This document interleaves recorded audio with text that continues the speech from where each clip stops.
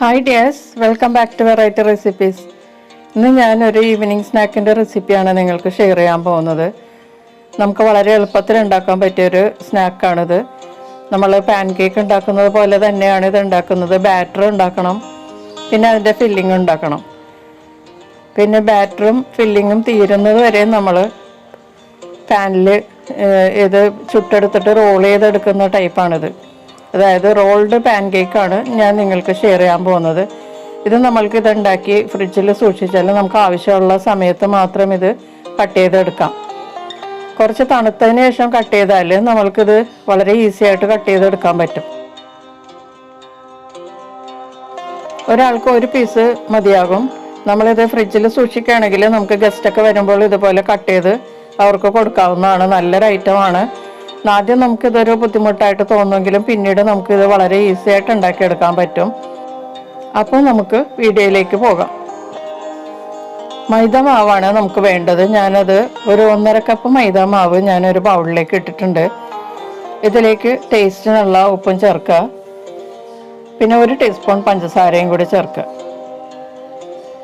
എന്നിട്ട് ഈ പൊടിയുമായിട്ട് നന്നായിട്ട് മിക്സ് ചെയ്തെടുക്കുക. അതിനുശേഷം പാൻകേക്ക് ഉണ്ടാക്കുന്ന പാകത്തിൽ ഇത് കുറേശ്ശെ വെള്ളം ചേർത്ത് കലക്കിയെടുക്കണം. ഞാൻ ഈ 1.5 കപ്പിന് 2 കപ്പ് വെള്ളമാണ് ചേർക്കുന്നത്. 1.5 കപ്പ് പൊടിക്ക് 2 കപ്പ് വെള്ളം, അത് മതിയാകും. അപ്പോൾ കുറേശ്ശെ ആ വെള്ളം ചേർത്ത് നമുക്കിതൊന്ന് കലക്കിയെടുക്കാം.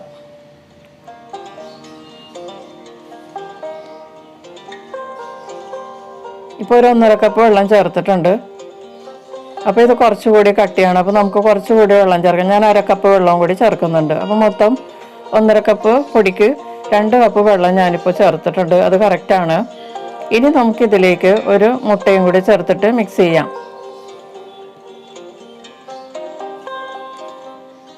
കോഴിമുട്ടയാണ് കേട്ടോ. ഒരു കോഴിമുട്ട ചേർത്തിട്ട് നന്നായിട്ട് ഈ ബാറ്ററുമായിട്ട് മിക്സ് ചെയ്യാം. പാൻകേക്ക് ഉണ്ടാക്കുന്ന ദോശയില്ലേ, ആ ഏവിൽ നമ്മളിത് കലക്കിയെടുക്കണം. നന്നായിട്ട് ഇത് പോറബിൾ ആയിട്ടുള്ള ഒരു കൺസിസ്റ്റൻസിയിലായിരിക്കണം. എന്നിട്ട് ഇത് നമുക്ക് 10 മിനിറ്റ് റെസ്റ്റ് ചെയ്യാൻ വെക്കാം. ഈ സമയത്ത് നമുക്ക് ഫില്ലിങ് റെഡിയാക്കി എടുക്കാം. ഞാനിവിടെ 1/2 കപ്പ് മെൽറ്റഡ് ജാഗരി, അതായത് അഴിപ്പിച്ച ശർക്കര ചേർത്തിട്ട് ഇതുപോലെ നന്നായിട്ട് തിളച്ച് വരുമ്പോഴേക്കും ബബിൾസ് വരും. അതാണ് കറക്റ്റ് പാകം. ആ സമയത്ത് നമ്മൾ ആവശ്യമുള്ള തേങ്ങ ചേർക്കാം. ഞാനിപ്പോൾ ഒരു മീഡിയം തേങ്ങാപ്പീരാണ് എടുത്തിരിക്കുന്നത്. 1 കപ്പ് ഉണ്ട്. 1/2 കപ്പ് അഴിപ്പിച്ച ശർക്കരയ്ക്ക് 1 കപ്പ് ചിരകിയ തേങ്ങ, അതാ കറക്റ്റ്. വെള്ളമൊക്കെ വറ്റി നന്നായിട്ട് ഇതുപോലെ ഡ്രൈ ആകുമ്പോഴേക്കും ഇതിലേക്ക് 1/2 ടീസ്പൂൺ ഏലക്കാപ്പൊടി തൂവി കൊടുക്കുക. എന്നിട്ട് നന്നായിട്ടൊന്ന് മിക്സ് ചെയ്ത് കൊടുക്കുക. അതിനുശേഷം ഇതിലേക്ക് 1 ടീസ്പൂൺ ബട്ടർ ചേർക്കുക. ശർക്കരയ്ക്ക് നിങ്ങൾ ഉപ്പുണ്ടോ എന്ന് നോക്കിയിട്ട് വേണം ബട്ടർ ചേർക്കാൻ. ഉപ്പില്ലാത്ത ശർക്കര ആണെങ്കിൽ നമ്മൾക്ക് സോൾട്ടഡ് ബട്ടർ ചേർക്കാം. ഉപ്പുള്ള ശർക്കര ആണെങ്കിൽ നമ്മൾ അൺസോൾട്ടഡ് ബട്ടറാണ് ചേർക്കേണ്ടത്. എന്നിട്ട് ഈ വിളയിച്ച തേങ്ങയുമായിട്ട് നന്നായിട്ട് യോജിപ്പിച്ചെടുക്കുക.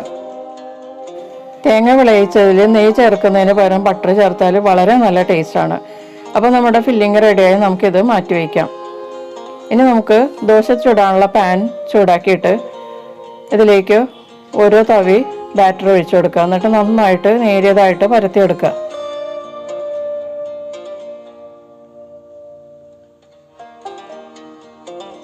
ദോശ നന്നായിട്ട് നേരിയതായിട്ട് പരത്തിയതിന് ശേഷം അതിൻ്റെ പുറത്തേക്ക് നമ്മൾ റെഡിയാക്കി വെച്ചിരിക്കുന്ന ഫില്ലിങ് ഇതിൻ്റെ പുറത്തേക്ക് ഇട്ട് കൊടുക്കാം. നന്നായിട്ട് എല്ലായിടത്തും ആകത്തക്ക വിധം സ്പൂൺ കൊണ്ട് ഇട്ട് കൊടുക്കുക. നമ്മൾ സാധാരണ ഉണ്ടാക്കുമ്പോൾ നമ്മൾ ഒരു വശത്ത് കൂട്ടി വെച്ചിട്ട് നമ്മൾ ഒരു സൈഡിൽ നിന്ന് റോൾ ചെയ്യുകയാണ് ചെയ്യുന്നത്. ഇത് അങ്ങനെയല്ല. ഇത് നമ്മൾ ദോശയുടെ 1/4 ഭാഗത്തോളം നമ്മൾ ഇട്ട് കൊടുക്കും. അതിനുശേഷം ദോശ ഏകദേശം ഇങ്ങനെ പൊങ്ങി വരുന്ന പാകത്തിൽ മൊരിയണം. ആ സമയത്ത് നമ്മൾ ഓരോ അരികിൽ നിന്നും ഇതുപോലെ റോൾ ചെയ്തെടുക്കുക. കൈ പൊള്ളണമെങ്കിൽ നമുക്ക് ഇതുപോലത്തെ വുഡൻ സ്പൂണോ അല്ലെങ്കിൽ 2 സ്പൂണൊക്കെ ഉപയോഗിച്ച് നമുക്കിത് മറിച്ചിടാം. ആദ്യം നമുക്ക് കുറച്ച് ബുദ്ധിമുട്ട് തോന്നുമെങ്കിലും പിന്നീട് ഇത് വളരെ എളുപ്പമായിരിക്കും. ഇനി നമുക്ക് ഈ ദോശ പാൻ്റെ അരികിലേക്ക് നമുക്ക് വലിച്ചിങ്ങോട്ട് നീക്കി വെക്കാം. അതിനുശേഷം വീണ്ടും അവിടെ എണ്ണ തടവിയിട്ട് നമുക്ക് ബാറ്റർ വീണ്ടും ഒഴിച്ചു കൊടുക്കാം.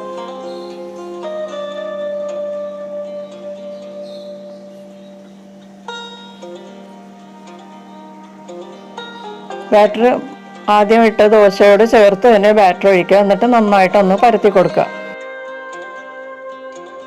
പാനിൻ്റെ വലിപ്പം അനുസരിച്ച് നമുക്കിത് പരത്തിയെടുത്തതിന് ശേഷം ഇതിൻ്റെ പുറത്തേക്ക് വീണ്ടും നേരത്തെ ചെയ്തതുപോലെ തന്നെ ഫില്ലിങ് ചേർത്ത് കൊടുക്കുക.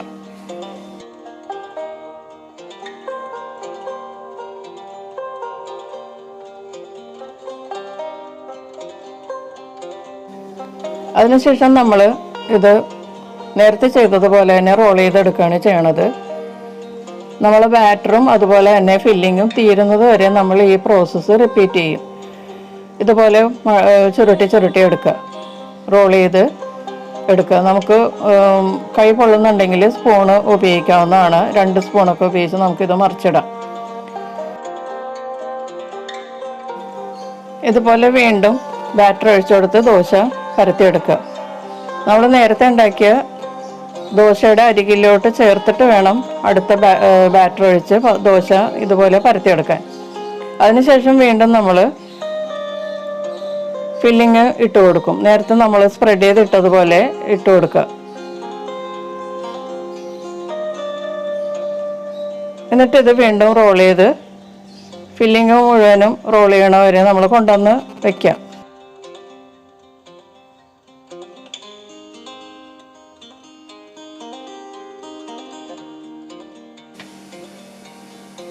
പതിയെ പതിയെ ഇത് റോൾ ചെയ്തെടുക്കുക.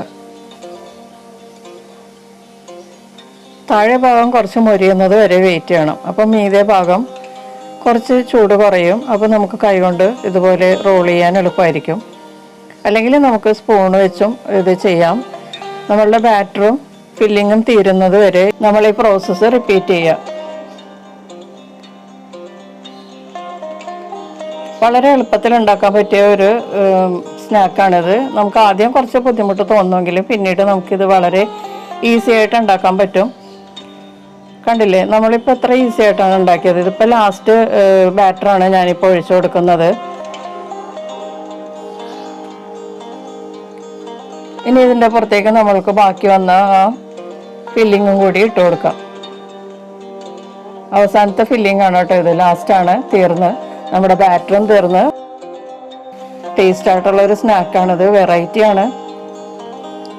നിങ്ങൾക്ക് വിരുന്നുകാർക്കൊക്കെ ഇത് കൊടുക്കുകയാണെങ്കിൽ അവർക്ക് തന്നെ ഭയങ്കര ഒരു സർപ്രൈസ് ആവും. ഇതുപോലത്തെ സ്നാക്കൊക്കെ ഉണ്ടാക്കി കൊടുത്താൽ നമ്മൾ ഇടയ്ക്ക് ഇത് ഉണ്ടാക്കി ഫ്രിഡ്ജിൽ സൂക്ഷിച്ചാൽ നമുക്ക് ആരെങ്കിലും വരുമ്പോഴൊക്കെ ഇതെടുത്ത് കട്ട് ചെയ്ത് കൊടുക്കാം. അല്ലെങ്കിൽ നമുക്ക് തന്നെ ഇത് എപ്പോഴാണോ വേണ്ട അപ്പോൾ എടുത്ത് കട്ട് ചെയ്ത് എടുക്കാവുന്നതാണ്. ലാസ്റ്റ് ഭാഗം റോൾ ചെയ്യുമ്പോഴേക്കും നമ്മൾ ആ വിട്ട് നിൽക്കുന്ന ഭാഗം അടിയിൽ വരത്തക്ക വിധം നമ്മൾ എടുത്തിട്ട് ഇതുപോലെ പ്രസ് ചെയ്ത് വയ്ക്കുക. എന്നിട്ടൊന്ന് നന്നായിട്ടൊന്ന് മുരിക്കുക. കണ്ടത് എല്ലാ ഭാഗവും നന്നായിട്ട് മുരിഞ്ഞിട്ടുണ്ട്. നമുക്കിനി ഇത് പ്ലേറ്റിലോട്ട് മാറ്റുന്നതിന് മുമ്പേ ഒരു പലകയിലേക്ക് മാറ്റുന്നതാണ് നല്ലത്. നമുക്ക് കട്ട് ചെയ്യാനായിട്ട് അതാണ് നല്ലത്. അല്ലെങ്കിൽ നിങ്ങൾ ഫ്രിഡ്ജിൽ വെക്കാനാണ് എങ്കിൽ നമ്മൾ ഫ്രിഡ്ജിൽ വെക്കേണ്ട പാത്രത്തിലേക്ക് മാറ്റുക. എന്നിട്ടിത് നന്നായിട്ട് കട്ട് ചെയ്തെടുക്കുക. തണുത്തിട്ട് വേണം കേട്ടോ കട്ട് ചെയ്യാനായിട്ട്. ഞാനിത് ഫ്രിഡ്ജിലൊന്നും വെച്ചിട്ടില്ല, ഫ്രിഡ്ജിൽ വെക്കാത്തതാണ് ഇപ്പോൾ കട്ട് ചെയ്യുന്നത്. വളരെ നല്ല സോഫ്റ്റും യമ്മിയുമായിട്ടുള്ള ഒരു സ്നാക്കാണിത്. ഈവനിങ് സ്നാക്കായിട്ട് ഉപയോഗിക്കാം. ബ്രേക്ക്ഫാസ്റ്റിനും വേണമെങ്കിൽ നമുക്കിത് ഉണ്ടാക്കിയിട്ട് ബ്രേക്ക്ഫാസ്റ്റിന് സ്വീറ്റ് ആയിട്ടുള്ള ഐറ്റംസ് ഇഷ്ടമുള്ളവർക്ക് അങ്ങനെയും കഴിക്കാം. വളരെ സ്വാദിഷ്ടമായിട്ടുള്ള ഈ സ്നാക്ക് എല്ലാവരും ഒന്ന് ട്രൈ ചെയ്ത് നോക്കുക. വളരെ വ്യത്യസ്തമായിട്ടുള്ള ഒരു സ്നാക്കാണിത്. വളരെ രുചികരമായിട്ടുള്ള ഒരു സ്നാക്കാണ് കേട്ടോ ഇത്. നിങ്ങളിതുപോലെ ഒരു ഐറ്റം നിങ്ങൾ കഴിച്ചിട്ടുണ്ടാവില്ല. അപ്പോൾ എല്ലാവരും ഒന്ന് ട്രൈ ചെയ്ത് നോക്കുക. വീഡിയോ ഇഷ്ടപ്പെട്ടാൽ ലൈക്ക് ചെയ്യുക. എൻ്റെ ചാനൽ സബ്സ്ക്രൈബ് ചെയ്യാത്തവർ സബ്സ്ക്രൈബ് ചെയ്ത് ബെല്ലൈക്കൺ എനേബിൾ ചെയ്യാം. നമുക്കിനി വീണ്ടും അടുത്ത റെസിപ്പിയുമായിട്ട് കാണാം. Thank you.